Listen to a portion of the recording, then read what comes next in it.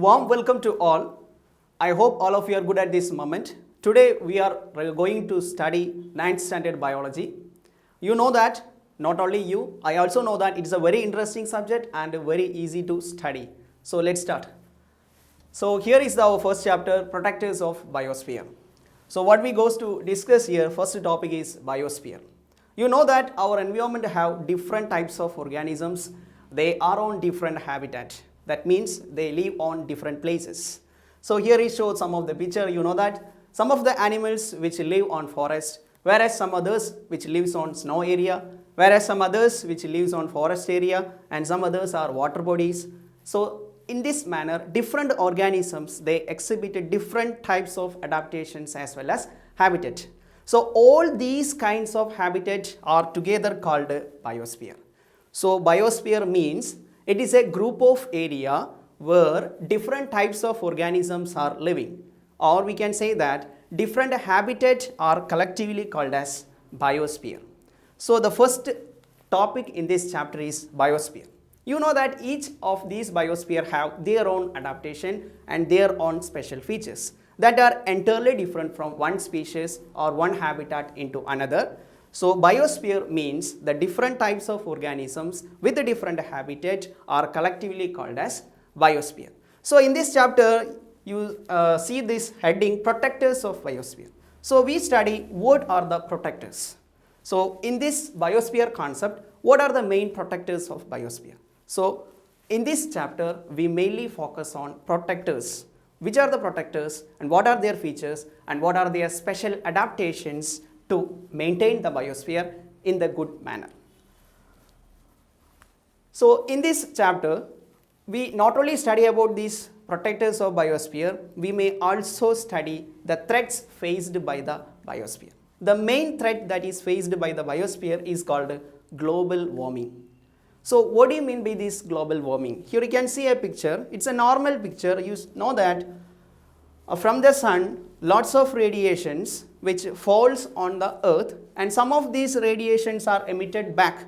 In this normal manner, it normally happens when the waves from the sun hit on the earth, some of these radiations are reflected back. So it's a normal process, no problem.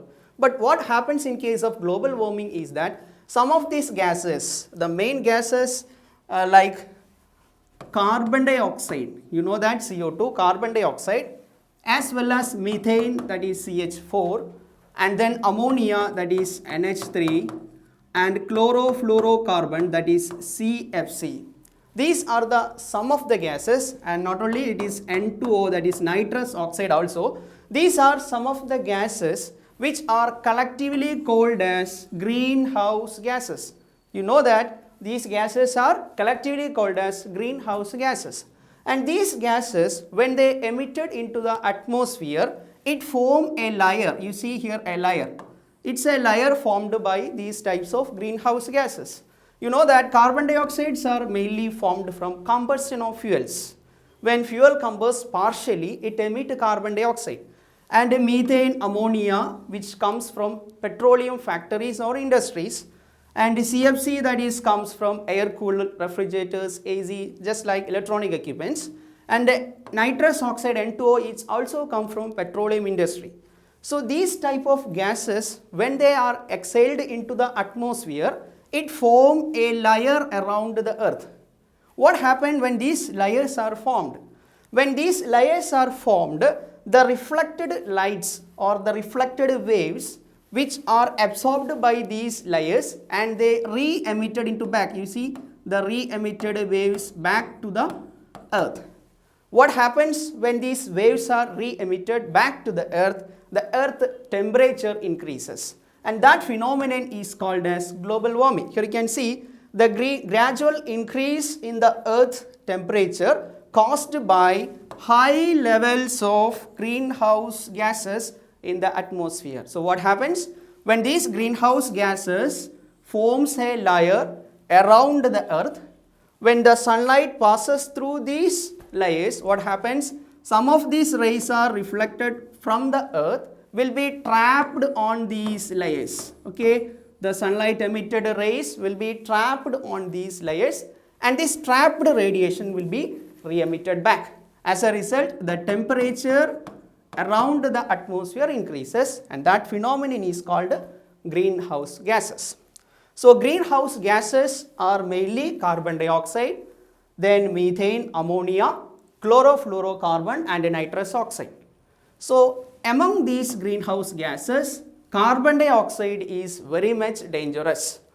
All these types of greenhouse gases, as I mentioned, it causes 70% of global warming, but carbon dioxide alone, it causes more than 80% of global warming. So the main contributor of this global warming is carbon dioxide. So then we must control the concentration of carbon dioxide, that we goes to discuss later. ഇപ്പോൾ ഞാൻ പറഞ്ഞ global warming നിങ്ങൾക്ക് മനസ്സിലായോ? ഒന്നുകൂടി repeat ചെയ്യാം. ഈ പറഞ്ഞിട്ടുള്ള വാതകങ്ങളാണ് ഹരിതഗൃഹവാതകങ്ങൾ എന്ന് പറയുന്നത്.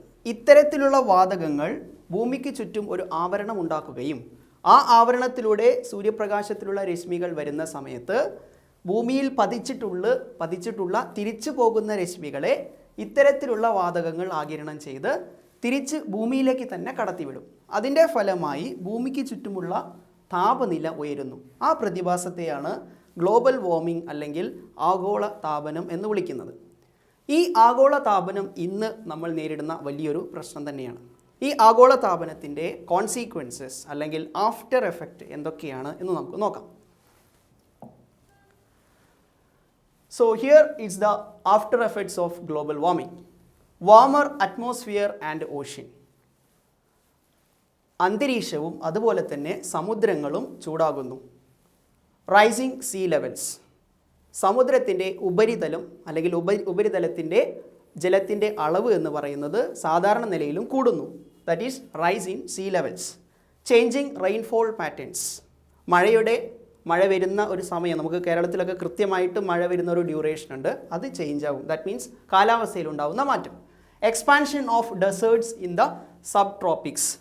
എക്സ്പാൻഷൻ ഓഫ് ഡെസേർട്ട് എന്ന് പറയുന്നത് മരുഭൂമിയാണ്. മരുഭൂമിയുടെ സാധാരണ ഒരു മരുഭൂമിക്ക് ഒരു കൃത്യമായ ബൗണ്ടറി ഉണ്ട്, അത് എക്സ്പാൻഡ് ചെയ്യുന്നു അല്ലെങ്കിൽ വലുതാകുന്നു. കാരണം എന്താണ്?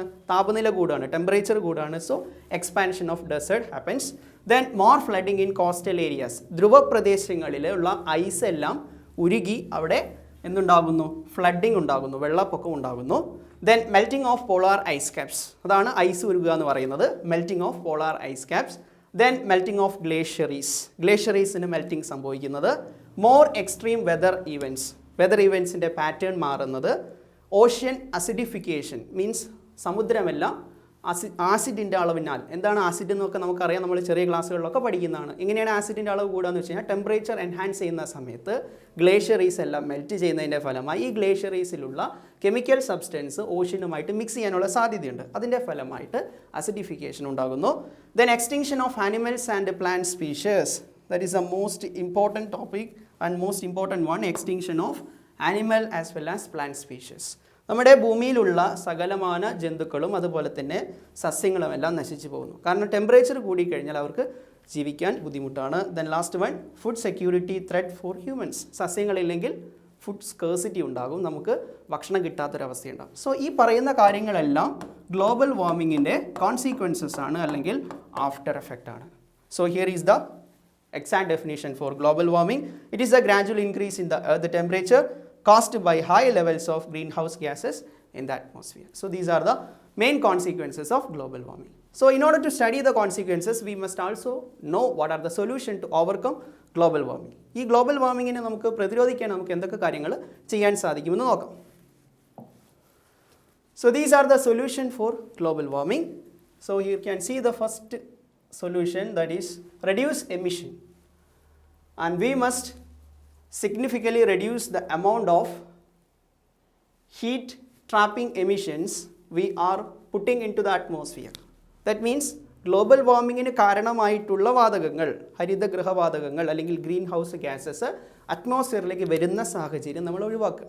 നമുക്കറിയാം കാർബൺ ഡൈ ഓക്സൈഡ് എമിറ്റ് ചെയ്യാറുണ്ട്, അതുപോലെ തന്നെ അമോണിയ എമിറ്റ് ചെയ്യുന്നുണ്ട്. ഇത്തരത്തിലുള്ള എമിഷൻസ് എല്ലാം നമ്മൾ റെഡ്യൂസ് ചെയ്യാം. സോ അതിന് വേണ്ടിയിട്ട് നമുക്ക് എന്തൊക്കെ ചെയ്യാൻ സാധിക്കും? Stop deforestation, that is the second one. Stop deforestation, അതായത് വനങ്ങൾ വെട്ടി നശിപ്പിക്കുന്നത് നമ്മൾ കുറയ്ക്കുക.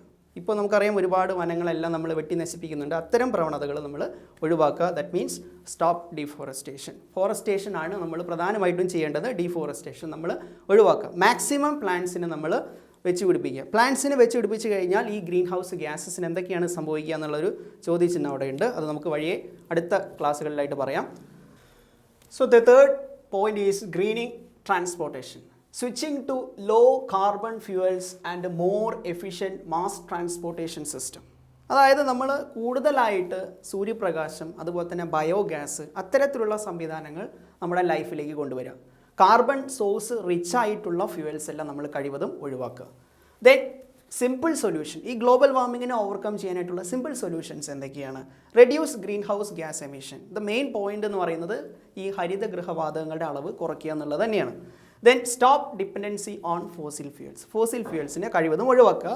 റിന്യൂവബിൾ ആയിട്ടുള്ള എനർജി സോഴ്സസ് ഉപയോഗിക്കുക. What is this renewable energy sources? നമുക്ക് എപ്പോഴും ലഭിക്കുന്ന സോഴ്സസ്, അതാണ് ഞാൻ നേരത്തെ സൂചിപ്പിച്ച സൂര്യപ്രകാശം, അതുപോലെ തന്നെ സസ്യങ്ങളിൽ നിന്ന് ലഭിക്കുന്നിട്ടുള്ള ബയോഗ്യാസുകൾ, അത്തരത്തിലുള്ള സംവിധാനങ്ങൾ നമ്മൾ കൂടുതലായിട്ട് ഉപയോഗിക്കുക.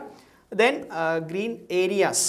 ഗ്രീൻ ഏരിയാസ് ആണ് മറ്റൊരു റെമഡി എന്ന് പറയുന്നത്. Green areas means more plantation, കൂടുതലായിട്ട് സസ്യങ്ങളെ വെച്ച് പിടിപ്പിക്കുക. ഇത്തരം കാര്യങ്ങളൊക്കെ ചെയ്തു കഴിഞ്ഞാൽ ഒരു പരിധി വരെ നമുക്ക് ഗ്ലോബൽ വാർമിങ്ങിനെ റെഡ്യൂസ് ചെയ്യാൻ പറ്റും. ഞാൻ നേരത്തെ സൂചിപ്പിക്കുകയുണ്ടായി, the most important greenhouse gases is carbon dioxide. ഏറ്റവും ഡേഞ്ചറസ് ആയിട്ടുള്ള ഈ ഗ്രീൻ ഹൗസ് ഗ്യാസ് എന്ന് പറയുന്നത് കാർബൺ ഡൈ ഓക്സൈഡ് ആണ്. ഈ കാർബൺ ഡൈ ഓക്സൈഡിൻ്റെ അളവിനെ നമുക്ക് എങ്ങനെ റെഡ്യൂസ് ചെയ്യാം? How we can reduce the amount of carbon dioxide? അതാണ് നമ്മളിനി നോക്കുന്നത്. So here a simple flow chart ആണത്. A simple flow chart. Here you can see the carbon dioxide is there, atmospheric carbon dioxide.